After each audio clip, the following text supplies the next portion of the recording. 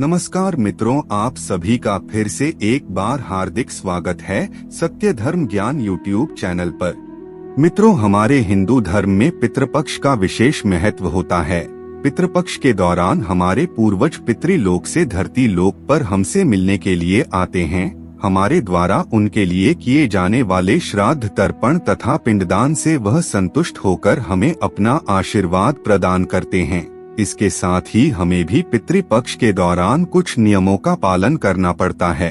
पितृपक्ष के दौरान स्नान से लेकर रात्रि से सोने तक महत्वपूर्ण नियमों का पालन करना चाहिए। इसके अलावा हिंदू धर्म शास्त्रों में से एक गरुड़ पुराण में पितृपक्ष में भोजन करने के महत्वपूर्ण नियम बताए गए हैं। इन दिनों में मनुष्य को किन चीजों का सेवन नहीं करना चाहिए, भोजन करते समय अपना मुख कौन सी दिशा में रखना चाहिए और किस दिशा में नहीं रखना चाहिए। साथ ही पितृपक्ष के दौरान स्नान करने के नियम भी बताए गए हैं। प्रत्येक मनुष्य को पितृपक्ष में इन नियमों का पालन जरूर करना चाहिए। इससे मनुष्य को उनके पितृदेवों का आशीर्वाद मिलता है और उनके जीवन में सुख, समृद्धि, धन दौलत की उनको प्राप्ति होती है। मित्रों, प्रत्येक वर्ष पितृपक्ष की शुरुआत भाद्रपद मास के शुक्ल पक्ष की पूर्णिमा तिथि से प्रारंभ होती है और आश्विन मास की अमावस्या को इसकी समाप्ति होती है, जिसे सर्व पितृ अमावस्या कहा जाता है। पितृपक्ष के दौरान सभी लोगों को अपने पितरों के निमित्त दान धर्म करने चाहिए। भगवान श्री कृष्ण ने कहा है कि जिस मनुष्य को उसके पितरों का आशीर्वाद मिलता है, वह हमेशा समाज में अपना मान सम्मान बनाए रखना है। ऐसा मनुष्य कभी भी दरिद्रता का सामना नहीं करता। दोस्तों, इस साल पितृपक्ष की शुरुआत 29 सितंबर शुक्रवार के दिन हो रहा है और इसका समापन 14 अक्टूबर 2023 को होगा। पितृपक्ष पूरे 16 दिनों तक चलता है और इस दौरान सभी लोगों को अपने पितरों की संतुष्टि के लिए उपाय जरूर करना चाहिए। मित्रों, पितृशक्ति एक ऐसी शक्ति है जो अगर प्रसन्न हो जाए तो रातों रात मनुष्य का जीवन बदल सकती है। अगर घर में पितृशक्ति का वास होता है तो घर में किसी भी प्रकार की दुष्ट आत्मा तथा नकारात्मक शक्तियां प्रवेश नहीं करती। इसीलिए हमें पितृपक्ष में कुछ ऐसे कार्य करने चाहिए जिससे हमारे घर में पितृशक्ति का सदैव वास हो। तो आइए अब जान लेते हैं कि आपको पितृपक्ष के दौरान क्या करना चाहिए और क्या नहीं करना चाहिए।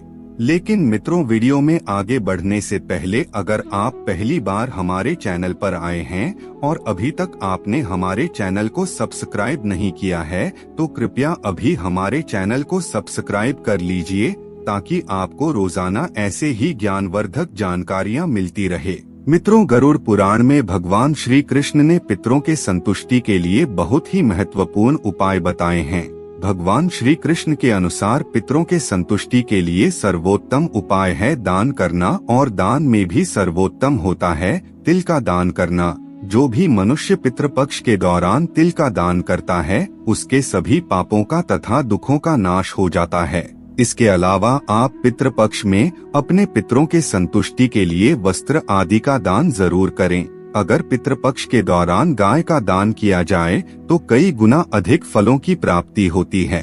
भगवान श्री कृष्ण कहते हैं, मृत्यु के बाद मनुष्य की आत्मा भौतिक रूप धारण करती है। उनका यह शरीर वायु के रूप में होता है। वायु रूप में प्रेत आत्माएं घर में प्रवेश करती हैं और अपने परिजनों द्वारा किए जाने वाले कर्मकांड तथा श्राद्ध से अत्यंत प्रसन्न होते हैं। मनुष्य के पितृ उसके द्वारा चढ़ाए गए भोग को प्राणियों के रूप में ग्रहण करते हैं और उन्हें आशीर्वाद देकर फिर से पितृलोक में वापस चले जाते हैं।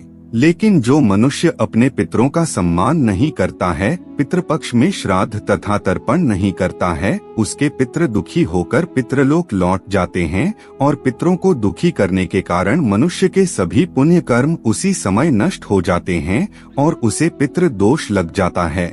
इसीलिए मनुष्य को कभी भी अपने पितरों को दुखी नहीं करना चाहिए। आइए अब जान लेते हैं कि पितृपक्ष में मनुष्य को भोजन करने के कौन से नियम बताए गए हैं। सबसे पहली बात है, पितृपक्ष में स्नान केवल एक ही वस्त्र धारण करके ही करना चाहिए। निर्वस्त्र स्नान करना अशुभ माना गया है।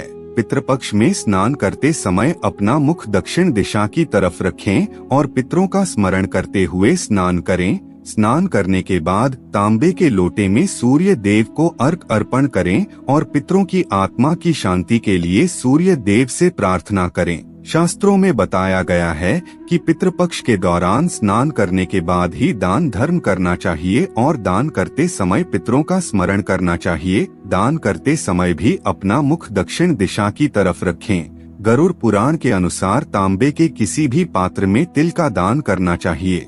पितृपक्ष में लोहे की वस्तु का दान करने से पितरों की आत्मा को शांति मिलती है। दोस्तों, इन सब के अलावा गरुड़ पुराण में पितृपक्ष के दौरान कुछ चीजों का सेवन करना वर्जित बताया गया है। पितृपक्ष में मांस, मदिरा आदि चीजों का सेवन करना वर्जित बताया गया है। जब पितृगण अपने प्रियजनों को ऐसे गलत कर्म करते हुए देखते हैं तो वह बड़े ही दुखी होते हैं। साथ ही पितृपक्ष में लहसुन, प्याज आदि का सेवन भी भूल से ना करें, क्योंकि यह तामसिक पदार्थ में आते हैं और इन्हें पितरों को भी अर्पण ना करें। इन पदार्थों से मनुष्य के शरीर में विकार प्रकट होते हैं और यह चीज पितरों को क्रोध दिलाते हैं। इसीलिए भोजन में लहसुन, प्याज आदि चीजों को सम्मिलित करना वर्जित बताया गया है। पितृपक्ष में भोजन करते समय मनुष्य को अपना मुख दक्षिण दिशा की तरफ रखना चाहिए। ध्यान रहे, यह केवल पितृपक्ष में ही करना चाहिए। इस दिशा में भोजन करने पर वह भोजन पितरों को प्राप्त होता है और पितृगण प्रसन्न होते हैं। पितृपक्ष के दौरान बासी भोजन भूल से भी ग्रहण नहीं करना चाहिए। भगवान श्री कृष्ण के अनुसार जो भोजन सात्विक हो वह पितरों को प्राप्त होता है। ऐसा भोजन मनुष्य की आयु बढ़ाने वाला तथा बल, बुद्धि और ऐश्वर्य देने वाला होता है। इसमें गाय का दूध सबसे उत्तम माना जाता है। इसके अलावा रसयुक्त फल भी सात्विक भोजन में ही आते हैं। दक्षिण दिशा की तरफ मुख करके भोजन करते समय पितरों का आवाहन करें और उन्हें प्रणाम करके ओम पितृ देवाय नमः मंत्र का जाप करें।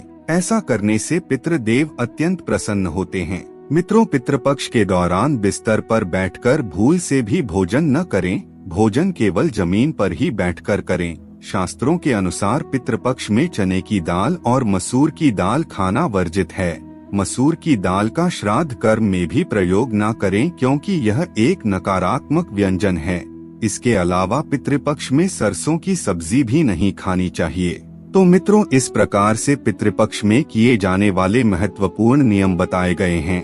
उम्मीद करते हैं इस वीडियो के माध्यम से आप समझ गए होंगे कि पितृपक्ष के दौरान क्या करना चाहिए और क्या नहीं। आज की वीडियो में बस इतना ही। आपको हमारी जानकारी कैसी लगी आप हमें कमेंट में जरूर बताएं और अपने दोस्तों के साथ भी शेयर जरूर करें। फिर मिलते हैं किसी नए जानकारी के साथ, तब तक के लिए धन्यवाद।